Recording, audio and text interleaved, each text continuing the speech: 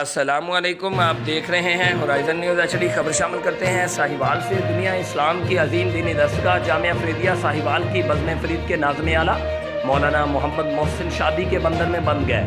آپ جامع مسجد اولیاء جامعہ فریدیہ میں نائب امام کے فرائض بھی سر انجام دے رہے ہیں۔ تقریب نکاح میں خصوصی شرکت قبلہ ڈاکٹر مفتی محمد مظہر فرید شاہ صاحب نے کی اور دیگر سیاسی و سماجی شخصیات نے بھی شرکت کی۔ قبلہ ڈاکٹر صاحب نے آپ کا نکاح پڑھایا اور خصوصی دعا سے بھی نوازا۔ آپ کی شادی نورپور کے نواحی گاؤں کی رہائشی عالمہ زہرا خادم سے ہوئی اور دعوت ولیمہ میں خصوصی شرکت صاحبزادہ پیر اظہر فرید شاہ، مرکزی امیر حزب الفرید پاکستان، خطیب جامع مسجد اولیاء جامعہ فریدیہ ساہیوال نے کی۔ رپورٹ محبوب چودھری، سرپرست اعلیٰ ہورائزن نیوز ایچ ڈی۔